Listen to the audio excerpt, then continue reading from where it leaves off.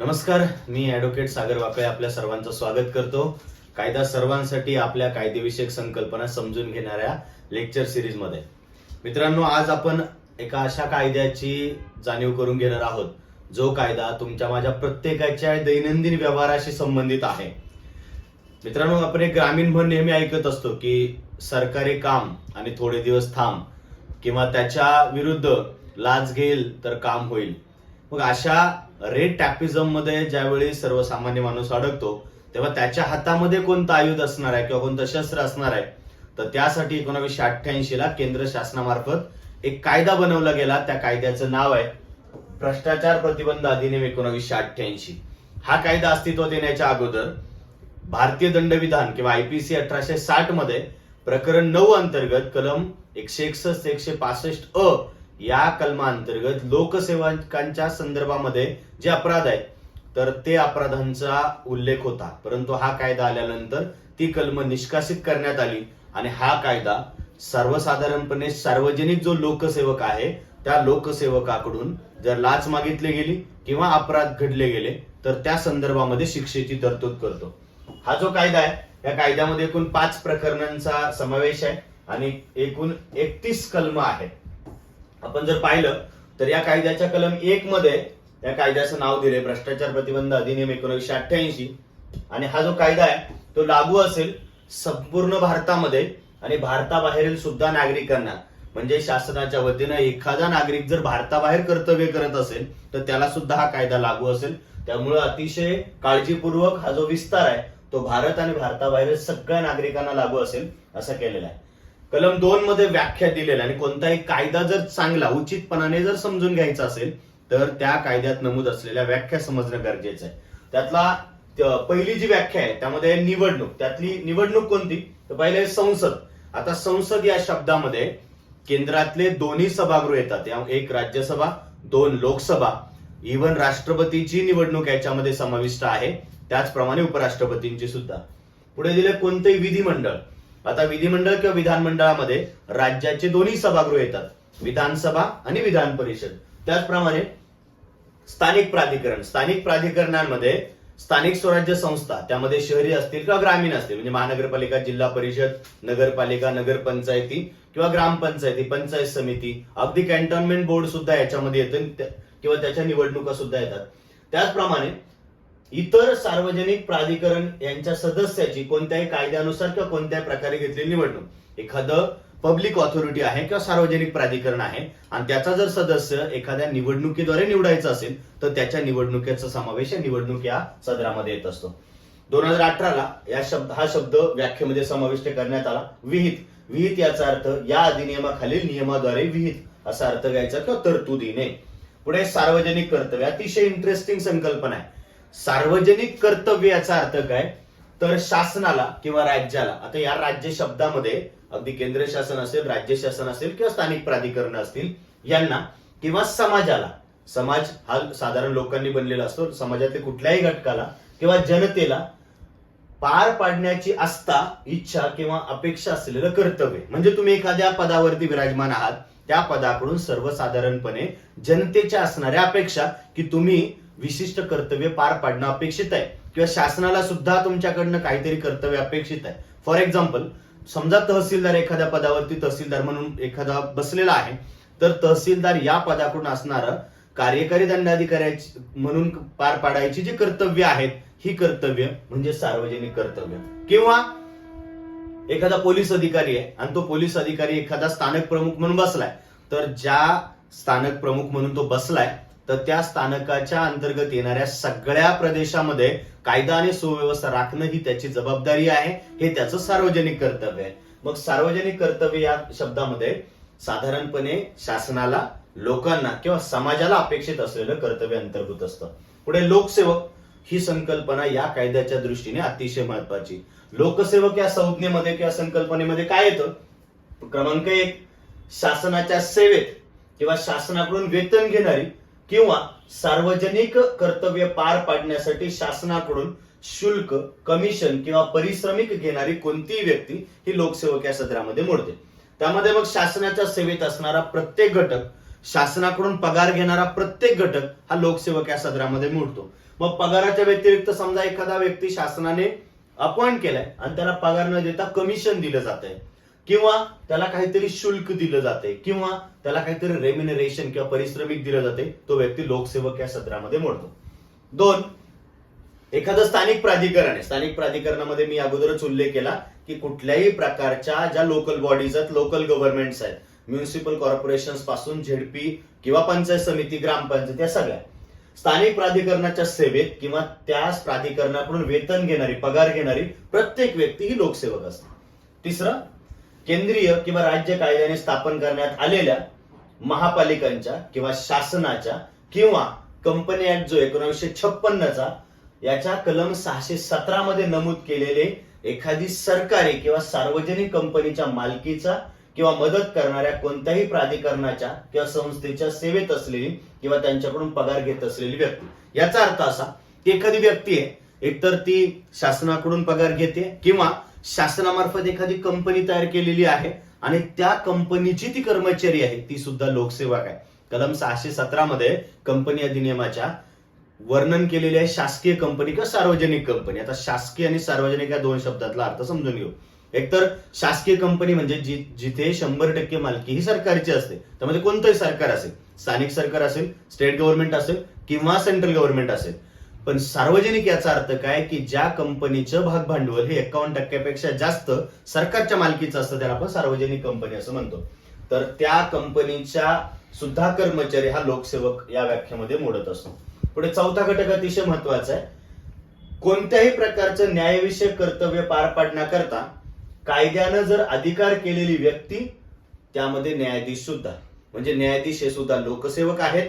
त्याचप्रमाणे इतर एखाद्या कायद्याने अशी व्यक्ती अपॉइंट केलेली असेल ज्याच्याकडून सर्वसाधारण न्यायाची अपेक्षा आहे, ती व्यक्ती सुद्धा लोकसेवक या सदरामध्ये मोडते. त्यानंतर वेगवेगळ्या कायद्याअंतर्गत जर कोर्टाने नेमलेले जे लिक्विडेटर्स असतात, समापक असतात, म्हणजे संपत्तीची विल्हेवाट किंवा जपवणूक करण्यासाठी, त्याचप्रमाणे प्रापक म्हणजे रिसिव्हर्स म्हणजे एखादी जप्त केलेली संपत्तीचा ताबा घेऊन ठेवणारे, किंवा एखाद्या कायद्याने नियुक्त केलेले जे आयुक्त असतात ते सुद्धा लोकसेवक या व्याख्येमध्ये येत असतात. पुढे 6वा जो घटक आहे, कोणत्याही प्रकारचे जे ट्रायब्युनल्स आहेत, लवाद आहेत, त्या लवादामध्ये मध्यस्थांची भूमिका किंवा वाद सोडवण्याची भूमिका घेणारे, ज्याला आपण आर्बिट्रेटर्स म्हणतो, तर आर्बिट्रेटर हे सुद्धा या सदरामध्ये लोकसेवक या व्याख्येमध्ये मोडत असतात. त्यानंतर 7वा जो घटक आहे, कोणत्याही प्रकारचं सार्वजनिक मतदान कर्तव्य म्हणजे मतदानाच्या अनुषंगाने सार्वजनिक कर्तव्य नेमून दिलेली जी व्यक्ती असते ती सुद्धा लोकसेवक असते. त्यानंतर 8वा घटक आहे की कोणतेही सार्वजनिक कर्तव्य पार पाडण्यासाठी प्राधिकृत केलेलं असेल, म्हणजे एखाद्या व्यक्तीला कोणत्याही समुचित किंवा अप्रोप्रिएट गव्हर्नमेंट कडनं जर त्याला पब्लिक ड्युटी दिलेली असेल, सार्वजनिक कर्तव्य दिलेले असेल, अशी प्रत्येक व्यक्ती लोकसेवक असते. 9वा घटक आहे.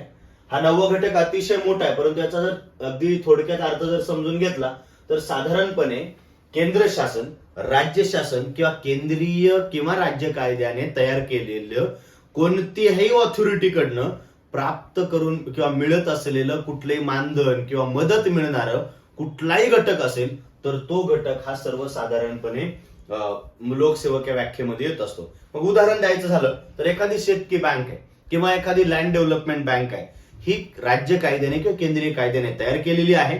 त्या लँड डेव्हलपमेंट बँकेला जर समजा केंद्र शासनाचा किंवा राज्य शासनाचा निधी येतोय तर त्या लँड डेव्हलपमेंट बँकेचा प्रत्येक कर्मचारी किंवा अधिकारी हा लोकसेवक या व्याख्येमध्ये येत असतो. 9व्या क्रमांकाचं जी संकल्पना आहे त्याचा थोडक्यात अर्थ.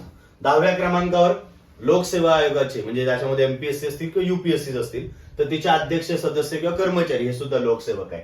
11व्या क्रमांकाला विद्यापीठाचे जे कुलगुरू असतील किंवा वेगवेगळे कंट्रोलर्स असतात, त्याच्यामध्ये एक्झाम कंट्रोलर्स असतील किंवा कुठल्याही प्रकारचे नियामक मंडळाचे सदस्य असतील किंवा कोणत्याही विद्यापीठाचे प्रोफेसर्स किंवा लेक्चरर्स किंवा फॅकल्टीज किंवा विद्यापीठाचा कर्मचारी हा सुद्धा लोकसेवक आहे.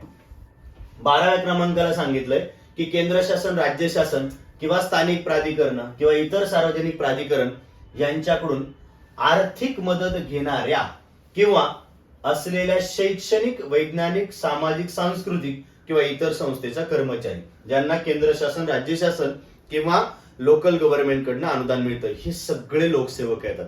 यात आणखी काही स्पष्टीकरण दिलेली. त्यातलं पहिलं स्पष्टीकरण, वरील कोणत्याही व्याख्येत येणारी कोणतीही व्यक्ती ही लोकसेवक आहे, मग ती शासनाने नियुक्त केलेली असो किंवा नसो. उदाहरण, एखाद्या संस्थेने एखादा शिक्षक अपॉइंट केलाय, त्या शिक्षक जो आहे त्याची अपॉइंटमेंट जरी त्या संस्थेने केलेली असली, पण जर त्या संस्थेला अनुदान जर शासनाचे येत असेल तर तो शिक्षक सुद्धा लोकसेवक या सदरात मोडतो, या स्पष्टीकरणाअंतर्गत. त्यानंतर दुसऱ्या क्रमांकाचं स्पष्टीकरण आहे की लोकसेवक शब्द वापरलेल्या प्रत्येक ठिकाणी त्याचा अर्थ, मग लोकसेवकाचं जे पद आहे ते प्रत्यक्षपणे धारण करत असलेली प्रत्येक व्यक्ती असं आहे, ते पद अगदी कुठल्याही प्रकारचे कायदेशीर त्रुटीने असलं तरी, म्हणजे एखादा व्यक्ती आहे तो त्या पदावर कायदेशीर त्रुटीने बसलाय असं जर नंतर आढळून आलं तरीही तो लोकसेवकच मानला जाईल. पुढे मग एवढी आपण विस्तृत व्याख्या का समजून घेतोय? मग या लोकसेवकांच्या मार्फत जर गैरफायदा किंवा पारितोषण किंवा त्याला जे कायदेशीर परिश्रमिक मिळणं अपेक्षित आहे, ह्या 3 गोष्टी समजून घ्यायच्या. की जर लोकसेवकाने जर गैरफायदा, मग गैरफायदा म्हणजे काय, तर कायदेशीर परिश्रमाखेरीज इतर कोणतंही पारितोषण किंवा लाच स्वीकारली तर त्याला गैरफायदा स्वीकारलाय असं मानलं जाईल. मग पारितोषण याचा अर्थ काय? हा पारितोषण या शब्दामध्ये फक्त आर्थिक पारितोषणच नाही, तर आजकाल तर आपल्याला पाहायला मिळतंय की अनेक लोक हे लाच ही ऑनलाईन करन्सीच्या स्वरूपात पण घेतात, एखाद्या वस्तूच्या स्वरूपात पण घेतात. त्यामुळे पारितोषणामध्ये फक्त आर्थिक पारितोषणच येत नाही, वस्तू रूपात किंवा इतर कोणत्याही रूपात दिलेलं पारितोषण येत असतं. कायदेशीर परिश्रमिक म्हणजे काय, तर जर एखादा व्यक्ती एखादी सेवा बजावतोय, एखादं कर्तव्य करतोय, त्या बदल्यामध्ये त्याला लिगली किंवा त्याला कायदेशीररित्या प्राप्त किंवा जी मिळकत येणं अपेक्षित आहे त्याच्या व्यतिरिक्त जर काही मिळालं तर त्याला लाच म्हटलं जाईल, त्या अंतर्गत तो अपराध म्हटलं जाईल. या 3 संकल्पना अतिशय महत्वाच्या आहेत, गैरफायदा, पारितोषण आणि कायदेशीर परिश्रमिक. कायदेशीर परिश्रमिकाच्या व्यतिरिक्त जर कुणी पारितोषण किंवा गैरफायदा जर घेतला तर या कायद्याअंतर्गत तो अपराध मानला जाईल. हा विशेष कायदा असल्या कारणाने प्रकरण 2 मध्ये विशेष न्यायालयाची किंवा विशेष न्यायाधीशांची नियुक्ती केलेली आहे.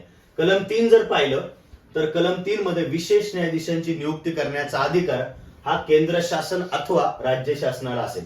मग यांची पात्रता काय असेल? या अधिनियमाअंतर्गत खटले चालवण्यासाठी जे न्यायाधीश नियुक्त केलेले असतील ते विशेष न्यायाधीश असतील. त्यांची पात्रता असेल एकतर ते विद्यमान किंवा भूतपूर्व सत्र न्यायाधीश, अप्पर सत्र न्यायाधीश किंवा सहाय्यक सत्र न्यायाधीश, ही पात्रता त्यांच्या अंगी असेल. त्याच्यानंतर ते कोणते खटले चालवतील? एक, या कायद्याअंतर्गत पुढे प्रकरण 3 मध्ये 7व्या कलमापासून पुढे दिलेले जे अपराध आहेत तर त्या अपराधातील शिक्षायोग्य अपराध आणि त्या अपराधांचे खटले विशेष न्यायाधीश चालवतील. आणि 2, वरील अपराध म्हणजेच या अधिनियमात केलेले वर्णन केलेले जे अपराध आहेत त्या अपराधाचा, बघा म्हणजे फक्त अपराधच नाही तर अपराधाचा जर कुणी कट केला, त्या अपराधाचा प्रयत्न केला किंवा अपराध करण्यासाठी जर अपप्रेरणा, ॲबेटमेंट जरी केलं, बऱ्याचदा असं होत असतं की एखादा जो कुणी व्यक्ती असेल तो त्या सरकारी पदावरती पद धारण करून बसतो, पण त्याच्या वतीने तो एखाद्या खासगी व्यक्तीला लाच स्वीकारायला सांगतो. त्यामुळे ते कृत्य घडण्यासाठी जर कोणी प्रोत्साहित जरी केलं त्याला आपण अपप्रेरणा म्हणतो. या अधिनियमाअंतर्गत तो सुद्धा अपराधच आहे. आणि म्हणून हे जे अपराध आहेत या अपराधांचे खटले चालवण्यासाठी नियुक्त केलेला न्यायाधीश ह्याला विशेष न्यायाधीश म्हटलं जाईल. पुढे कलम 4 मध्ये सांगितलंय की विशेष न्यायाधीशा म्हणून खटला चालवण्याजोगी प्रकरण कोणती असतील? एकतर कलम 3 मध्ये वरती जे आपण 2 प्रकारची जी प्रकरणं पाहिली, ही प्रकरणं या न्यायाधीशांकडून साधारण खटले चालवले जातील. दुसऱ्या क्रमांकावर सांगितलंय की अपराधांचं ट्रायल, संपरीक्षा म्हणजे ट्रायल, तो अपराध ज्या क्षेत्रात घडलाय त्या क्षेत्रासाठी नेमलेल्या विशेष न्यायाधीशाद्वारे चालवले जातील. म्हणजे ज्या ठिकाणी तो अपराध घडलाय त्या ठिकाणी त्या ठिकाणचं ज्युरिस्डिक्शन असणारं जे कोर्ट आहे त्या कोर्टामार्फत खटले ट्रायल केले जातील. पण जर एकापेक्षा जास्त जर स्पेशल जजेस असतील, म्हणजे एकापेक्षा जास्त जर विशेष न्यायाधीश असतील, तर म्हणजे एखादा न्यायाधीश समजा एकाच क्षेत्रामध्ये राज्य शासनाने पण अपॉइंट केलाय, केंद्र शासनाने पण अपॉइंट केलाय, अशा वेळी खटले केंद्र शासनाने नियुक्त केलेल्या विशेष न्यायाधीशाकडून ट्रायल केले जातील, राज्य शासनाने नाही. जर असा डेडलॉक निर्माण झाला तर ही एक कायदेविषयक टेक्निकल गोष्ट आहे. त्याच्यानंतर तिसरा जो घटक आहे या कलमांतर्गत की हा अधिनियम अन्वये ट्रायल करताना किंवा खटला चालवत असताना कलम 3 मधील अपराधांव्यतिरिक्त अन्य अपराधांबद्दल देखील खटले चालवता येतील. उदाहरण, एखादा लोकसेवक आहे, त्या लोकसेवकावरती या अधिनियमांतर्गत देखील खटला दाखल झाला आणि इतर कुठल्या कायद्याने किंवा आयपीसीतल्या एखाद्या कलमांतर्गत जर खटला दाखल झाला तर या स्पेशल जजेसला किंवा स्पेशल कोर्टाला त्या अधिनियमाचे सुद्धा खटले चालवता येतील, हे पोटकलम 3 सांगतं. पुढे 4, विशेष न्यायाधीश शक्य तोपर्यंत अपराधाचे खटले हे डेली बेसिसवर चालवतील आणि साधारण ट्रायल ही 2 वर्षाच्या आतमध्ये पूर्ण करतील. आपल्या साधारण न्यायव्यवस्थेबद्दल बोललं जातं की अतिशय धीम्या गतीने चालणारा कारभार आहे किंवा तारीख पे तारीख हा एक लोकांमध्ये प्रचलित असलेला डायलॉग आहे. पण या कायद्याच्यासाठी 2 वर्षाची मुदत टाकलेली आहे. जर तो खटला 2 वर्षामध्ये ट्रायल करून पूर्ण होत नसेल तर ते जे स्पेशल जजेस आहे ते लेखी नोंद करतील आणि ते आपली मुदत एका वेळी 6 महिन्यांनी वाढवतील. पण असा 6 महिन्यांचा जो कालावधी आहे असा एकूण कालावधी हा 4 वर्षांपेक्षा असणार नाही. म्हणजे काय तर कोणत्याही परिस्थितीमध्ये 4 वर्षांच्या आतमध्ये हा खटला निकाली काढायचा आहे. कलम 5, विशेष न्यायाधीशांची कार्यपद्धती आणि त्यांचे अधिकार.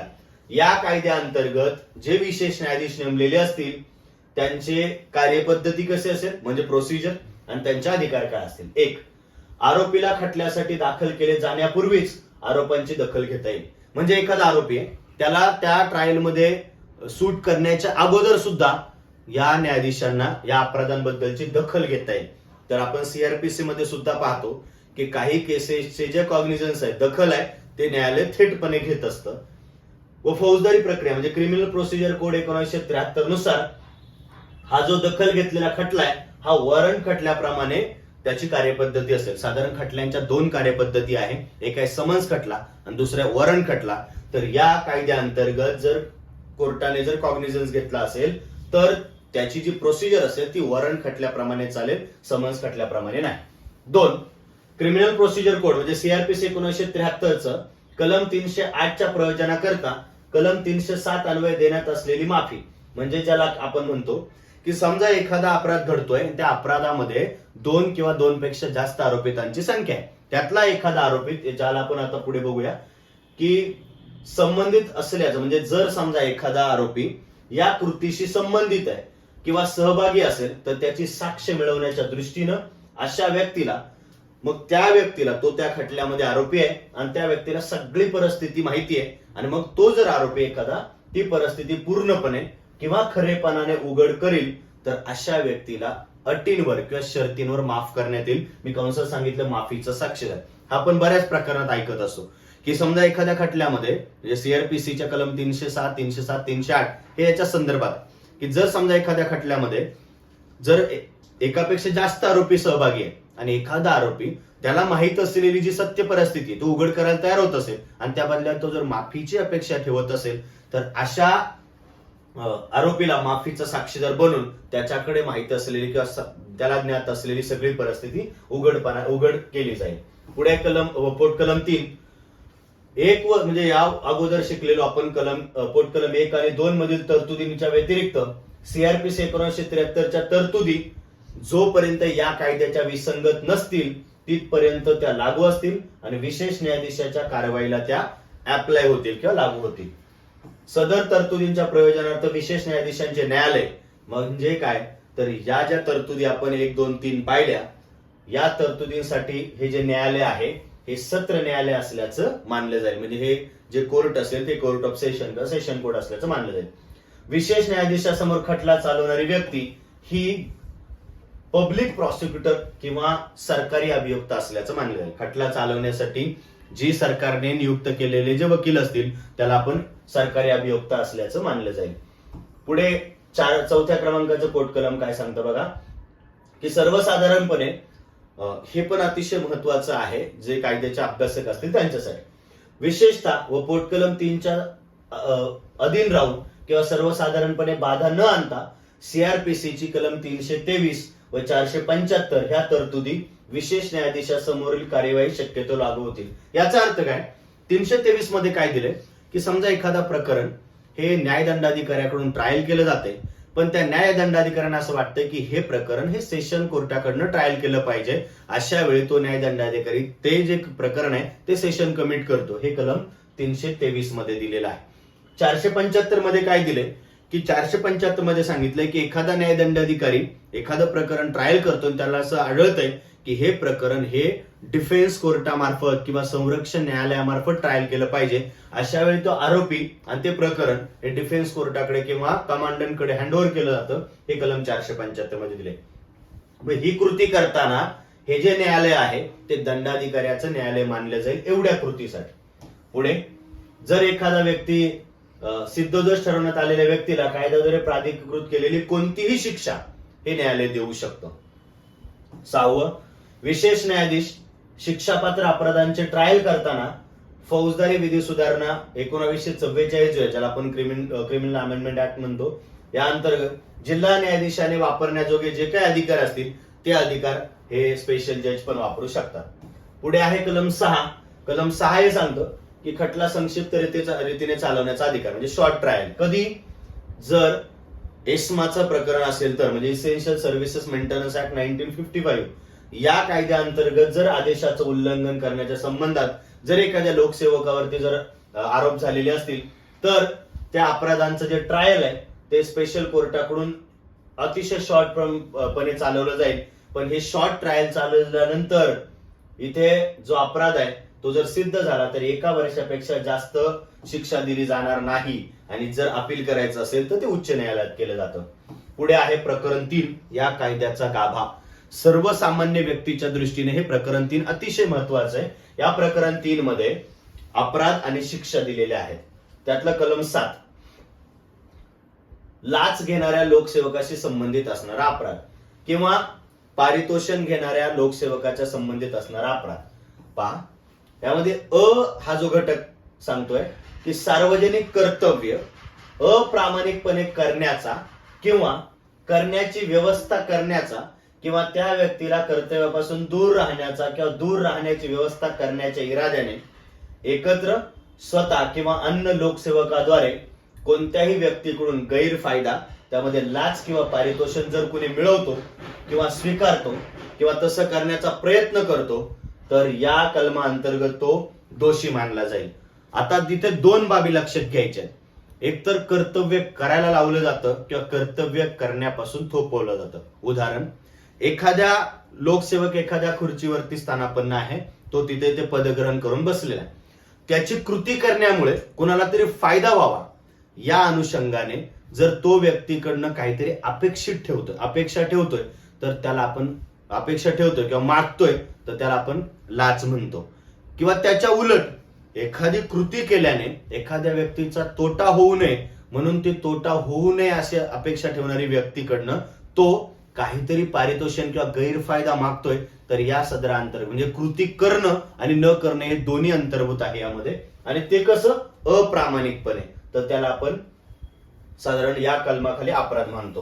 पुढे सार्वजनिक कर्तव्य अप्रामाणिकपणे केल्याबद्दल बक्षीस म्हणून, म्हणजे एखादं सार्वजनिक कर्तव्य जे अप्रामाणिकपणे अयोग्यपणे केलं त्याबद्दल बक्षीस म्हणून स्वतः किंवा अन्य लोकसेवकाद्वारे कोणत्याही व्यक्तीकडून गैरफायदा, त्यामध्ये लाच किंवा पारितोषण प्राप्त करेल, स्वीकारेल किंवा तसा प्रयत्न करतो. पुढचं, कोणत्याही व्यक्तीकडून गैरफायदा म्हणजे लाच किंवा पारितोषण मिळवण्याच्या हेतूने किंवा स्वीकारण्याच्या परिणामी सार्वजनिक कर्तव्य अप्रामाणिकपणे करतो किंवा योग्य कर्तव्य करण्यापासून दूर राहतो. मी सांगितलं की एकतर तो अप्रामाणिकपणे कर्तव्य करतोय किंवा कर्तव्य जे योग्य कर्तव्य आहे ते कर्तव्य करण्यापासून दूर राहतोय. तसं करण्यास अन्य लोकसेवकाला सुद्धा तो प्रलोभन दाखवतोय तर कलम 7 अंतर्गत तो व्यक्ती दोषी असल्याचं मानलं जाईल आणि त्याला शिक्षा असेल 3 वर्ष ते 7 वर्ष कारावास आणि द्रव्यदंड. पुढे कलम 7 जर आता हे कलम 7 टाकण्याचं कारण काय की बऱ्याचदा शासकीय नोकर किंवा लोकसेवकामार्फत खासगी व्यक्तींना नेमलेलं असतं हे अशा प्रकारची लाच स्वीकारण्यासाठी. आणि मग बऱ्याचदा लोक म्हणत असतात की साहेबांशी माझी ओळख आहे, साहेबांशी माझे चांगलं उठणं बसणं आहे, जे काय असेल ते. जर भ्रष्ट किंवा अवैध मार्गाने वैयक्तिक प्रभावाचा वापर करून जर लोकसेवकावर प्रभाव पाडण्यासाठी जर कुणी गैरफायदा घेतला तर अशा व्यक्तीला 3 वर्ष ते 7 वर्ष कारावास आणि द्रव्यदंड या दोन्ही कलमांमध्ये सारख्या शिक्षेची तरतूद आहे. पण 7 जे आहे, अशा कोणत्याही व्यक्तीने जर ती लाच स्वीकारली ज्याच्या बदल्यामध्ये समजा ती लाच स्वीकारून एखाद्या लोकसेवकावरती प्रभाव पाडून कुठलं तरी कर्तव्य करून घेणार असेल किंवा कर्तव्य करण्यापासून रोखणार असेल किंवा अप्रामाणिकपणे कर्तव्य करून घेणार असेल तर अशा प्रकारच्या व्यक्तीला 3 वर्ष ते 7 वर्ष कारावास आणि द्रव्यदंडाची तरतूद आहे. कलम 8, लोकसेवकालाच लाच देण्याच्या संबंधित असणारा अपराध. जर एखादी व्यक्ती एखाद्या उद्देशाने जर लोकसेवकाला लाच देत असेल, म्हणजे लाच घेणं जसा गुन्हा आहे तसं देणं सुद्धा या कायद्याअंतर्गत अपराधच आहे. मग त्या व्यक्तीची इच्छा काय असणार आहे की लाच देण्याच्या बदल्यामध्ये एक सार्वजनिक कर्तव्य अप्रामाणिकपणे करण्यासाठी प्रलोभन, की बाबा माझ्यासाठी हे कर्तव्य आहे ते अप्रामाणिकपणे करा जेणेकरून मला फायदा होईल, या फायद्याच्या अपेक्षेने जर कुणी लाच देत असेल तो सुद्धा अपराधच आहे. सार्वजनिक कर्तव्य अप्रामाणिक करण्यासाठी बक्षीस, म्हणजे एखादं सार्वजनिक कर्तव्य त्याला नेमून दिले त्या व्यक्तीला, मात्र ते अप्रामाणिकपणे करावं यासाठी जर कुणी त्या लोकसेवकाला जर बक्षीस देत असेल तर ते सुद्धा, हा जो कलम 8 आहे हा सर्वसामान्य लोकांसाठी. पण इथे एक गोष्ट लक्षात घ्या की याच्यासाठी जी शिक्षा आहे ती 7 वर्षापर्यंतचा कारावास, द्रव्यदंड किंवा दोन्ही शिक्षा असू शकतात. अपवाद काय, जर गैरफायदा देण्यास भाग पाडलेलं असेल तर मात्र अपराध नसेल. म्हणजे त्या व्यक्तीला भाग पाडले गैरफायदा देण्यासाठी, त्याची इच्छा नाहीये, पण हे केव्हा ठरेल, जर तिने 7 दिवसाच्या आत ही बाब अप्रोप्रिएट ऑथॉरिटीकडे जर दिली असेल किंवा त्याला सांगितलं असेल, उघड केली असेल किंवा अन्वेषण किंवा इन्व्हेस्टिगेशन करणाऱ्या ऑथॉरिटीला कळवली असेल तर मात्र ती बाब मानली जाईल. अन्यथा भाग पाडले असं मानलं जाणार नाही. म्हणजे मागितल्यानंतर किंवा लाच जी प्रक्रिया आहे ती लाचीची प्रक्रिया पार पाडल्यानंतर 7 दिवसाच्या आत तिने ती जी घटना आहे ती अंमलबजावणी कुठली ऑथॉरिटी असेल किंवा आता महाराष्ट्राच्या बाबतीत म्हटलं तर अँटी करप्शन ब्युरो, तर अन्वेषण करणारे किंवा इन्व्हेस्टिगेशन करणाऱ्या ऑथॉरिटी पर्यंत पोहोचवलेले असेल, हे लक्षात घ्यायचं आहे. अन्यथा कलम 8 अंतर्गत लाच देणारा सुद्धा दोषी मानला जाईल, त्याच्यासाठी शिक्षा आहे 7 वर्षांपर्यंतचा कारावास. आता जो 9वा जो घटक आहे वाणिज्यिक संघटना, बऱ्याचदा एखादी संस्था किंवा एखाद्या कंपनी मार्फतच लाच दिली जाते. जर वाणिज्यिक संघटनेने जर लोकसेवकाला लाच जर दिली तर त्या वाणिज्यिक संघटनेचे जे कोणी मॅनेजर्स असतील किंवा एखादी संस्था असेल तर अध्यक्ष, सचिव, खजिनदार जे कोणी असतील तर ते शिक्षेस पात्र असतील.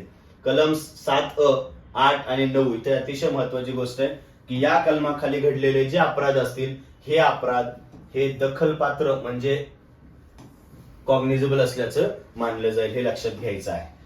त्याच्यानंतर पुढे आहे कलम 10, वाणिज्यिक संघटनेची प्रभारी व्यक्ती अपराधाची दोषी असणे. याचा अर्थ की जर एखादा अपराध हा जर कमर्शियल ऑर्गनायझेशन कडनं जर झाला, म्हणजे वाणिज्यिक संघटनेकडनं झाला, तर त्याचा इन्चार्ज असणारी व्यक्ती ही दोषी मानली जाईल आणि या कलमांतर्गत 3 ते 7 वर्षाचा कारावास आणि द्रव्यदंड असू शकतो. कलम 11, लोकसेवकाने केलेल्या कारवाईशी किंवा व्यवहाराशी संबंधित असलेल्या व्यक्तीकडून त्या लोकसेवकाने विनामोबदला गैरफायदा प्राप्त करून घेतला.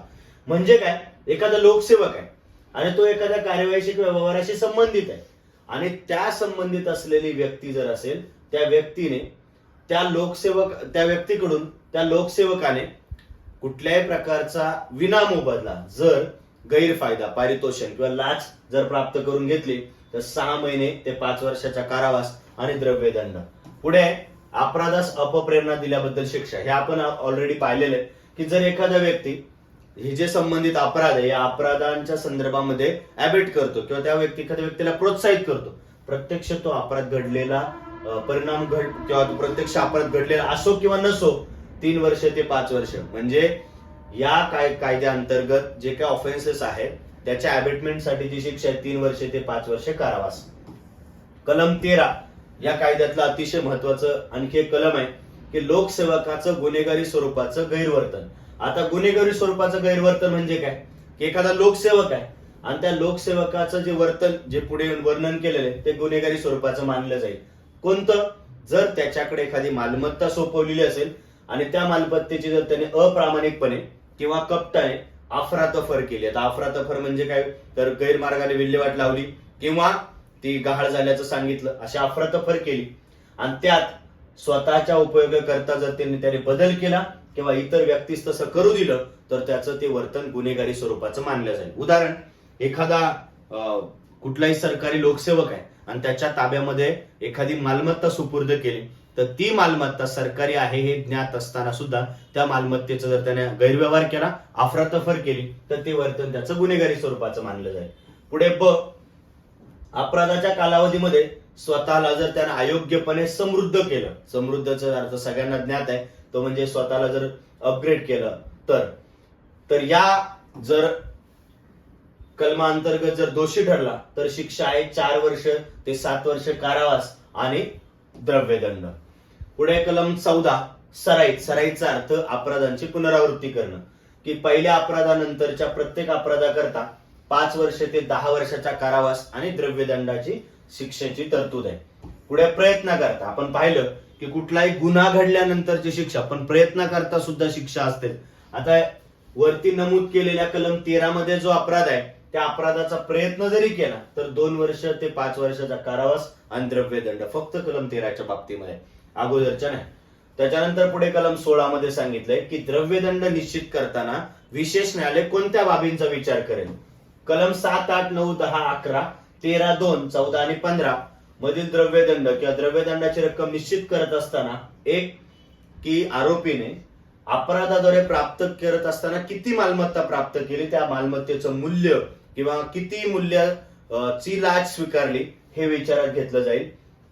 कलम 13(1) ब मधील अपराधातील आरोपी जर एखादी संपत्ती किंवा एखाद्या मालमत्तेचा अपहार केलाय आणि जर त्या व्यक्ती जर समाधानकारक हिशोब देण्यास असमर्थ ठरला किंवा त्याची जी आर्थिक मिळकतीची जी साधनं आहे आणि त्याची जी मालमत्ता आहे यांच्यामध्ये जर विसंगती आढळली तर त्याचाही विचार करून मग द्रव्यदंडाची शिक्षा ठरवली जाईल. प्रकरण 4 साधारण प्रकरण 4 मध्ये कलम 17 मध्ये सांगितल्याप्रमाणे अन्वेषण करण्यास प्राधिकृत व्यक्ती म्हणजे काय, तर इन्व्हेस्टिगेशन करण्यासाठी कोण ऑथोराइज व्यक्ती असेल. जर दिल्लीच्या बाबतीत जर पाहिलं तर साधारणतः पोलीस निरीक्षक या दर्जाचा अधिकारी हा या कायद्याअंतर्गत इन्व्हेस्टिगेशन करण्यास हा योग्य किंवा अप्रोप्रिएट मानला जाईल.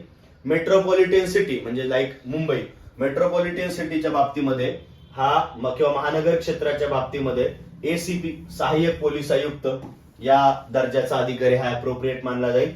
इतर ठिकाणच्या बाबतीमध्ये पोलीस उपअधीक्षक ज्याला आपण डीवायएसपी म्हणतो, हा डीवायएसपी दर्जाचा अधिकारी हा मानला जाईल. पण राज्य शासनाने पोलीस निरीक्षकाहून कमी दर्जाच्या नसलेल्या पोलीस अधिकाऱ्यास प्राधिकृत केले जाऊ शकते. म्हणजे कायद्यात जरी हे सांगितलं असलं तर राज्य शासन साधारण पीआय पेक्षा कमी नसलेल्या दर्जाच्या म्हणजे पीआय पर्यंतच्या दर्जाच्या कोणत्याही अधिकाऱ्याला या कायद्याअंतर्गत इन्व्हेस्टिगेशन करण्याची परवानगी दिली जाऊ शकते. कलम 13(1) ब मधील अपराधाचा तपास हा किमान पोलीस अधीक्षक दर्जाच्या अधिकाऱ्याकडूनच केला जाईल, म्हणजे किमान एसपी दर्जाच्या अधिकाऱ्याकडूनच केला जाईल. कलम 13(1) ब मध्ये आपण पाहिलेला जो अपराध आहे तो.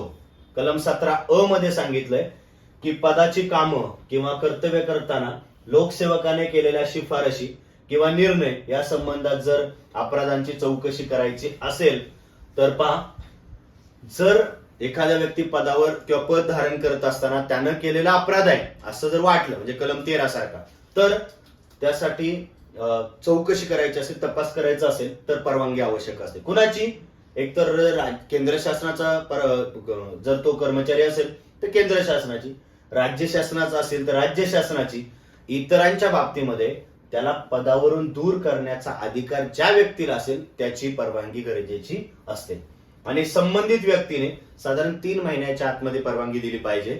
जर 3 महिन्यापेक्षा जास्त कालावधी लागत असेल तर आणखी 1 महिना मिळेल, म्हणजे एकूण 4 महिन्याच्या आतमध्ये त्याने परवानगी दिली पाहिजे. पण जर एखाद्या व्यक्तीला स्पॉट अरेस्ट केला असेल, जसं की सापळा कारवाई, तर मात्र कुठल्या प्रकारे परवानगीची गरज नाही. कलम 18 बऱ्याच आपण पाहतो की हे लाचखोर अधिकारी किंवा कर्मचारी जे लाचेतून मिळालेली संपत्ती किंवा चुकीच्या मार्गाने कमवलेली जी संपत्ती ती एकतर बँकेत किंवा मग आपल्या नातेवाईकांच्या नावावरती किंवा नातेवाईकांच्या खात्यावर ठेवत असतात. मग अशा वेळी तपास अधिकाऱ्याला त्या बँकरच्या वयांचे निरीक्षण करण्याचा सुद्धा अधिकार आहे. कुणाला? किमान पोलीस अधीक्षक म्हणजे एसपी दर्जाचा अधिकारी असला पाहिजे. कधी? जर असा वाजवी संशय घ्यायला कारण असेल की या व्यक्तीने एकतर बँकेत पैसे ठेवले किंवा नातेवाईकांच्या अकाउंटवरती ठेवलेले असावेत तर. मग अशा वेळेस त्यांना सर्टिफाईड कॉपी सुद्धा मिळवण्याचा त्याला अधिकार मिळतो. आणि विशेष म्हणजे बँकेने सुद्धा अशा तपासी अधिकाऱ्याला सहकार्य केलं पाहिजे. पुढे आहे हा कलम 18 हा फार काय आपल्या गरजेचा नाही. त्यानंतर कलम 19 एक महत्वाचा आहे की संबंधित आरोपींवरती खटला चालवण्यासाठी विशिष्ट ऑथॉरिटींची परवानगी गरजेची असते. वरती आपण पाहिलं तर तो होता कलम 13ब च्या संदर्भामध्ये. पण इथे जो आहे की खटला चालवणं, आता जर आरोपींना जर अरेस्ट केलेला आहे, आता खटला सुरू करायचा, तर खटला सुरू करण्यासाठी किंवा त्यांच्या जामिनावर जरी मुक्तता केलेली असेल तर खटला सुरू करण्यासाठी पूर्व परवानगीची गरज असते. कोणत्या कलमांच्या बाबतीत? 7, 10, 11, 13 आणि 15. मग कोणाची पूर्व परवानगी? जर तो केंद्र शासनाच्या सेवेतला असेल तर केंद्र शासनाची, राज्य शासनाच्या सेवेतला असेल तर राज्य शासनाची, इतर व्यक्तींच्या बाबतीमध्ये त्याला पदावरून दूर करण्याचा ज्याला कुणाला अधिकार असेल त्या व्यक्तीची पूर्व परवानगी गरजेची असते. अशी पूर्व परवानगी त्या संबंधित ऑथॉरिटीने 3 महिन्याच्या आतमध्ये द्यायला पाहिजे. जर शक्य नसेल तर आणखी 1 महिन्याने ती पूर्व परवानगीचा जो कालावधी आहे तो वाढवता येईल. त्यानंतर लोकसेवक गैरवाईचे फायदा स्वीकारतो त्यावेळेचं गृहीतक भारतीय पुरावा कायद्यामध्ये जे गृहीतकांच्या संदर्भामध्ये जे कलम आहे त्यापैकी इथे कोणता अर्थ घेतला जाईल तर असं समजून घेतलं जाईल की त्याने या कलमातील अपराध केलेला आहे असं मानून मग पुढची कारवाई ही सुरू होईल. कलम 21 आरोपी व्यक्ती सक्षम साक्षीदार असणं. हा जो भाग आहे की आरोपी व्यक्तीला बचाव पक्षासाठी म्हणजे डिफेंडंटसाठी सक्षम साक्षीदार होता येईल. कोण आहे? आरोपी. एखाद्या आरोपीला बचाव पक्षासाठी सुद्धा साक्षीदार होता येईल. त्याच्या विरुद्धचे किंवा सह आरोपी विरुद्धचे आरोप खोडण्यासाठी त्याला ऑन ऍफिडेव्हिट साक्ष सुद्धा देता येईल. आरोपीने स्वतः विनंती केल्याशिवाय साक्षीदार बनवता येणार नाही. म्हणजे आरोपी स्वतः म्हटला पाहिजे की मला डिफेंडंटसाठी किंवा डिफेंडंट पक्षकारांसाठी साक्षीदार व्हायचंय.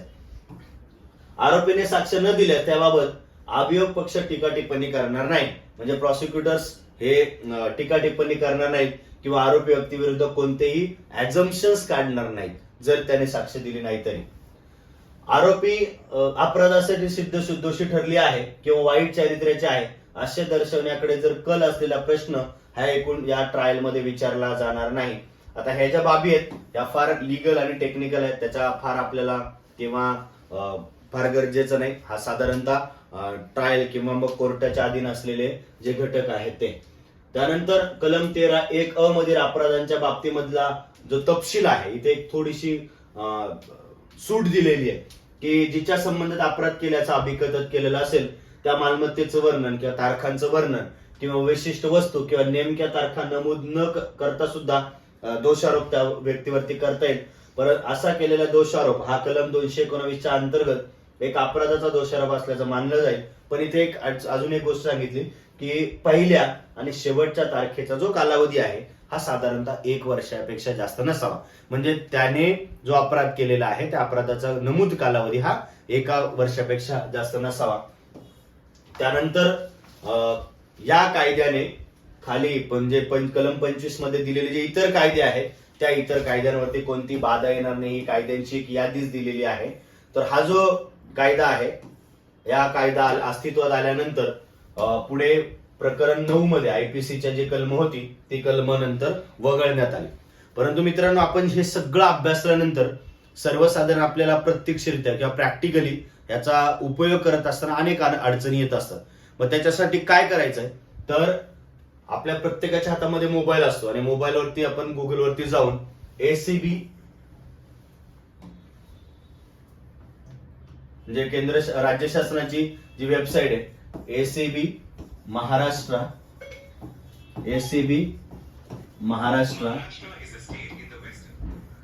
.gov.in या वेबसाईटवर जायचंय आणि तुम्ही ऑनलाईन तक्रार दाखल करू शकता.